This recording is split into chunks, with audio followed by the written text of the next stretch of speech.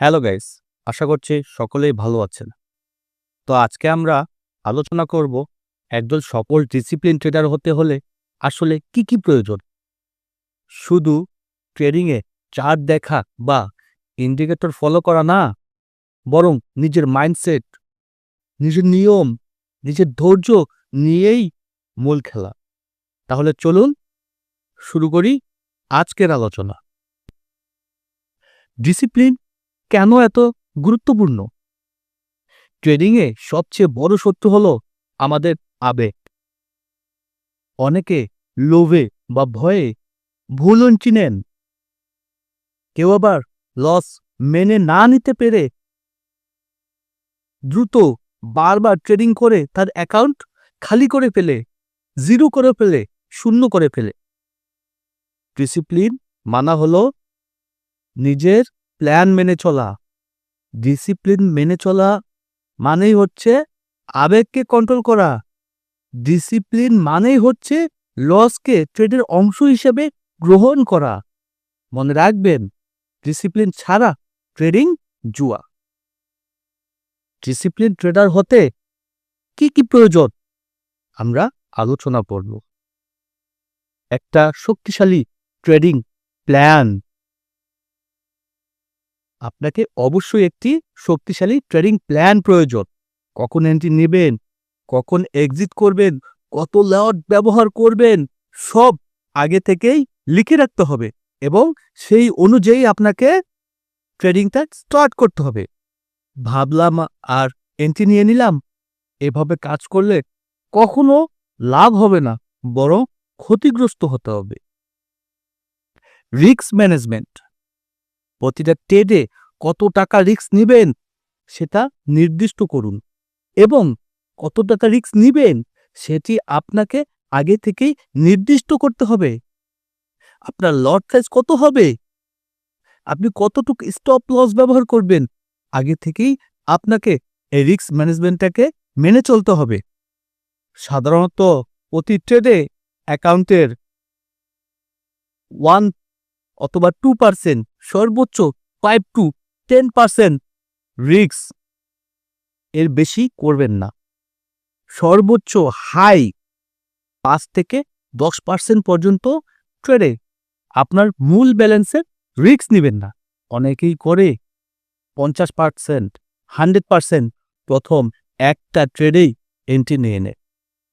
এতে কি হয়, আপনার যখনই ট্রেড সেট আপটা এগেনস্টে চলে যায়, ট্রেডটা আপনার বিপক্ষে চলে যায়, আপনার ভিতর তখন আর আপনার যে দক্ষতা সেটা কাজ করে না। আপনি কি করবেন, কি করবেন না, এন্ট্রিটা রাখবেন কি এক্সিট করবেন, সেটির সঠিক সিদ্ধান্ত নিতে পারেন না।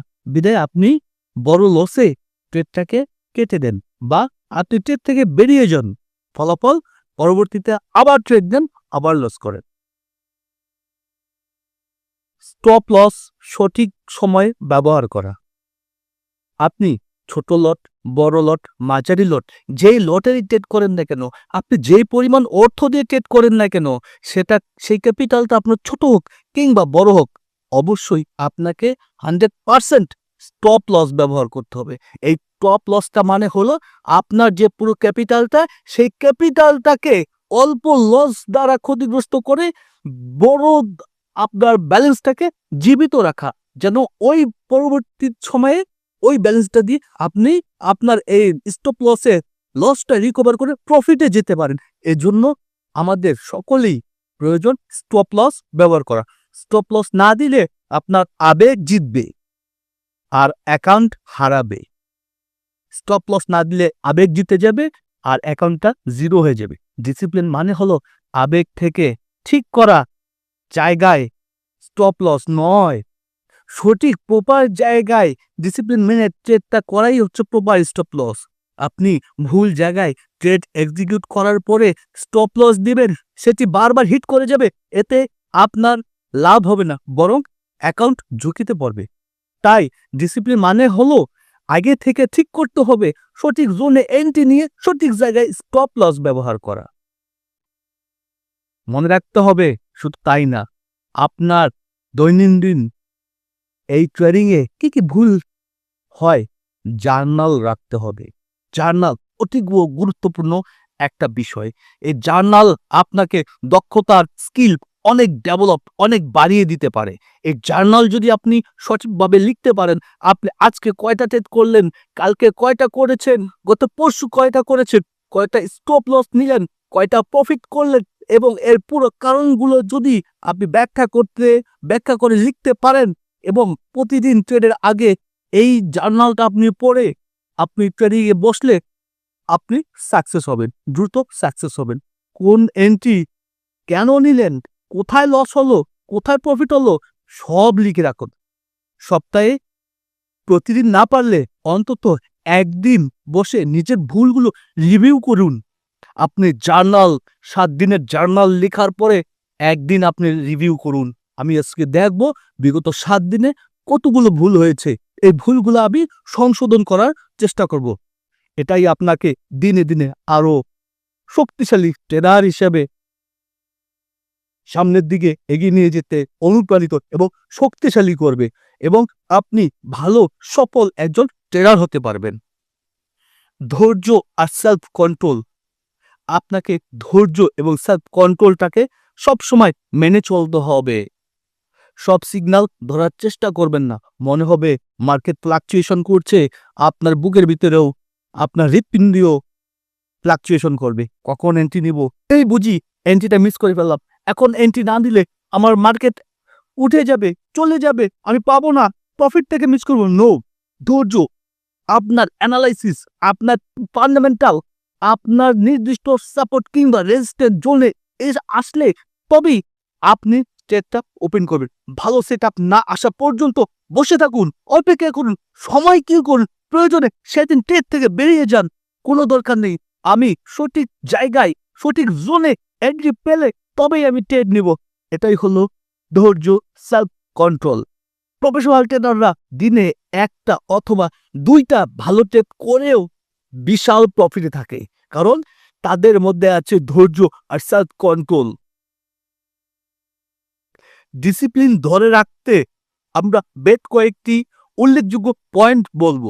অবশ্যই চেষ্টা করবেন এই ডিসিপ্লিন ধরে রাখার, এই পয়েন্টগুলো মেনে চলার জন্য। একদিনে লস দেখে হতাশ হবেন না, এই হতাশ আপনাকে ক্ষতিগ্রস্ত করবে।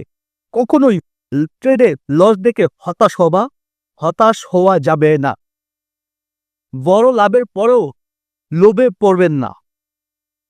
আমি ধরেন 500 টাকা দিয়ে ট্রেডিং করে যদি 100 টাকার প্রফিট হয়, আমি যদি চিন্তা করি হ্যাঁ আমি আরো বেশি, আমি 500 টাকায় 1000 টাকা ক্যাপিটাল হয়ে যাবে আজকের মধ্যে, না, লোভ করবেন, মার্কেট আপনার বিপক্ষে যাবে। কারণ আপনার টার্গেট ছিল, আপনার অ্যানালাইসিস বলছিল 100 টাকা প্রফিট হবে, কিন্তু যখনই আপনি বাড়তি আরো 400 টাকা পর্যন্ত নিজের লোভটাকে বাড়িয়ে নিলেন, আপনার ওই 400 টাকার মধ্যে অ্যানালাইসিস আপনার ছিল না। আপনার অ্যানালাইসিস ছিল, আপনার ট্রেডটা যখন ওপেন হয় আপনার প্রফিট 100 টাকার মধ্যে অ্যানালাইসিসটা ছিল, কিন্তু আপনি লোভে পড়ে বা আমি লোভে পড়ে এই 400 টাকা বাড়তি প্রফিট করতে যখনই যাব তখনই ট্রেডটা আমাদের বিপক্ষে যাবে এবং আমরা লাভ তো দূরে থাকুক, বরং আমরা লসে পড়ে যাব। ট্রেড করার আগে আপনার মন মানসিকতার অবস্থা চেক করুন। মন খারাপ থাকলে ট্রেড করবেন না। যদি মন খারাপ থাকে সেদিন আর ট্রেড হবে না। পারিবারিক সমস্যা, কোনো পাওনাদারের সমস্যা, কোনো নিজের ফ্যামিলিতে কারো অসুস্থ, আপনার মন খারাপ বনাম ট্রেডিং দুটো ভিন্ন বিষয়, দুটোকে কখনো এক করে ফেলবেন না। যেদিন আপনার মন খারাপ, আবেগ কাজ করবে, ভালো লাগছে না, নিজের শরীর খারাপ, ট্রেড করবেন না, সেদিন অপেক্ষা করুন, বাদ দিয়ে দিন। নির্দিষ্ট সময় ঠিক করুন। 24 ঘন্টা ধরে আপনি কখনোই চার্টের দিকে তাকিয়ে থাকবেন না, এটা সব থেকে বড় ক্ষতি। যারা নতুন ট্রেডার আছে তারা সকলেই মার্কেটে বসে, পিসির সামনে বসে তারা সবসময় চার্ট দেখে, কিন্তু এটা ভুলে যায় যখনই আপনি চার্টটা বারবার দেখবেন, মার্কেট উপরে যাচ্ছে, আপনার মনে হচ্ছে আমি এন্ট্রি মিস করলাম, আবার নিচে চলে এসছে, আপনার মনে হবে আমি আবার এন্ট্রি মিস করলাম। এই যে একটা ফ্লাকচুয়েশন, মার্কেটে ফ্লাকচুয়েশন হবে, আপনার হৃৎপিণ্ডে ফ্লাকচুয়েশন হবে। মার্কেটে আপ ডাউন করবে, আপনার হৃৎপিণ্ড আপ ডাউন করবে, আমি কখন এন্ট্রি নিব, যার ফলে আপনি ইচ্ছা থাকা সত্ত্বেও আপনি সঠিক জায়গায় জোনে কিংবা আপনার সাপোর্ট রেজিস্ট্যান্টে আপনি ট্রেড নিতে পারবেন। অতএব নির্দিষ্ট সময়ে ঠিক করুন আপনি কোন সময়টা, কোন সেশনে কিংবা কোন জোনে আসলে আপনি ট্রেডিং করবেন। প্রতিদিন একই রুটিন মেনে চলার চেষ্টা করুন, দেখবেন এগুলোই আপনার অভ্যাসে পরিণত হয়ে যাবে। উপরে যে বিষয়গুলো আলোচনা করলাম আশা করছি আপনারা সকলেই বুঝতে পেরেছেন। অবশ্যই আপনি যদি একজন সফল ট্রেডার হতে চান, এই এই রুলস রেগুলেশন এবং নিয়মগুলো মেনে দেখুন। 1 মাস 2 মাস 3 মাস আপনার ভিতরে কোন ধরনের একটা পরিবর্তন চলে আসে। আমি গ্যারান্টি আপনি যদি রুলস এবং রেগুলেশন মানতে পারেন, এই রুলসগুলো মানতে পারেন, আপনার ভিতর থেকে যে ট্রেডিং ভালো একটা ট্রেডার হওয়ার স্পৃহা আরো বেড়ে যাবে এবং আপনার ভিতরে শক্তিশালী একটা ট্রেডার জন্ম নেবে। আপনার ভিতরে এক ট্রেডার, বাহিরে আপনি আরেক ট্রেডার, এরকম হবে না। তো বন্ধুরা, আশা করি এখন বুঝতে পারছেন ডিসিপ্লিন ট্রেডার হতে গেলে শুধু টেকনিক্যাল অ্যানালাইসিস না, নিজের মাইন্ডসেট, ধৈর্য আর নিয়ম সবচেয়ে গুরুত্বপূর্ণ। মনে রাখবেন, মার্কেট কখনো আপনার নিয়ন্ত্রণে না, কিন্তু নিজের নিয়ম, নিজের ডিসিপ্লিন পুরো আপনার হাতে।